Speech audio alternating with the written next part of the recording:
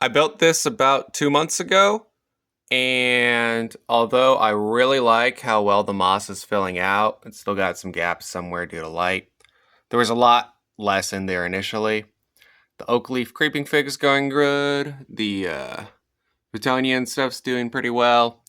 There are some issues that have happened with this thus far, and some of them are pretty common issues that people will face when they're getting into this hobby. Although I don't normally do intermediary videos, I just build it and either show you it when it's a couple months later or directly after. Today, I'm going to be taking this opportunity to discuss some of the generic issues that you may face. There's a bunch of fungus gnats in here. That just happens when you use potting soil and stuff like that. You can sterilize your soil ahead of time by baking it. Oh yeah, there's a lot going on there. Fungus gnat eggs and larvae and stuff like that are just generally in potting soil. Anyone who has houseplants will tell you, since this isn't 100% sealed, once they get in one thing, they pretty much infest everything.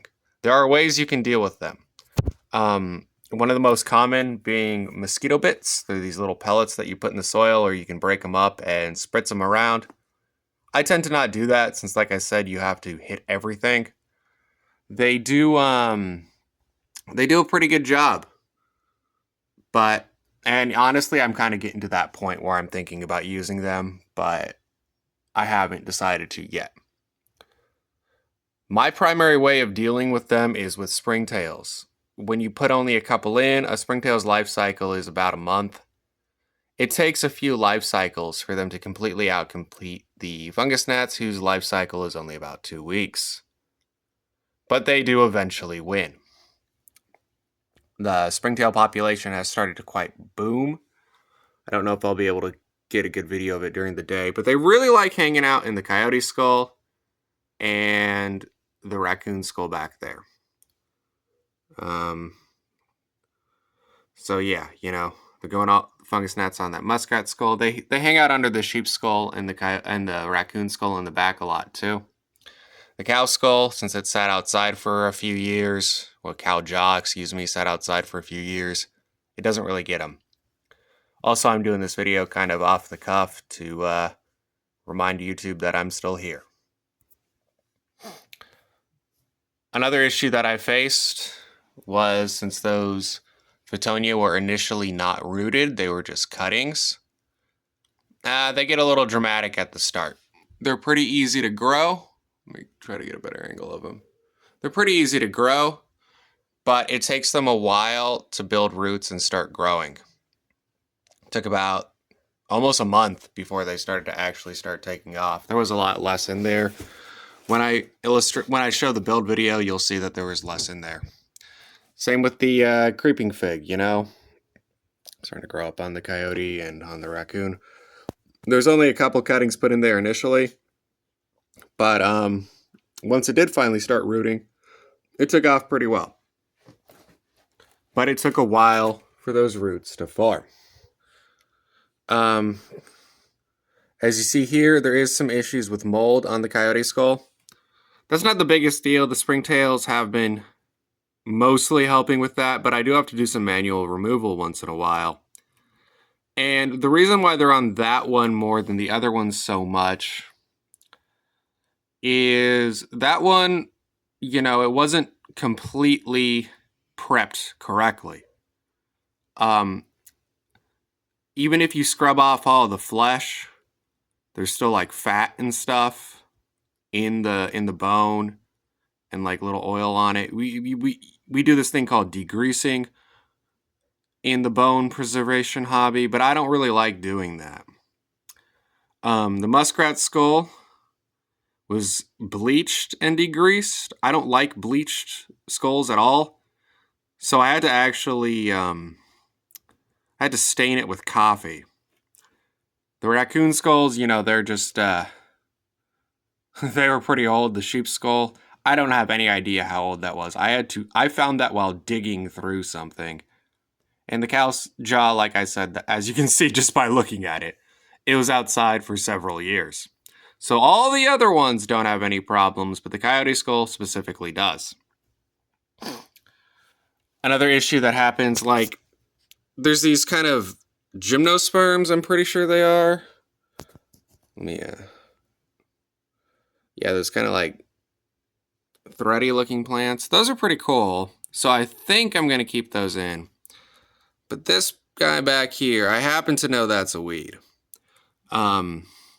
Since I leave my compost outside, it's not uncommon for little seeds and stuff like that to get into it that I have to subsequently remove.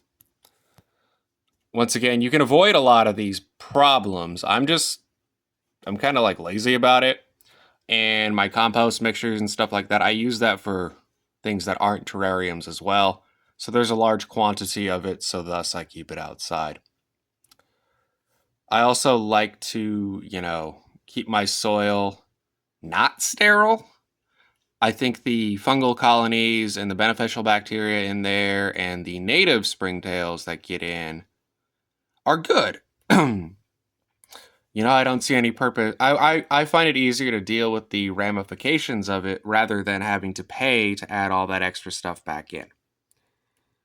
What else? And then, my lid itself, it's not 100% sealed. Gives it a modicum of airflow.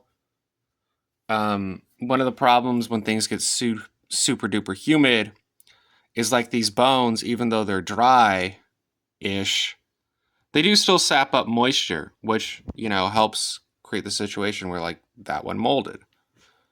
It also causes them to break down a little bit faster. I mean, we're talking years for it to accurately break down or actively break down, but since it does have the ground contact with that damp soil, it does speed it up a little bit.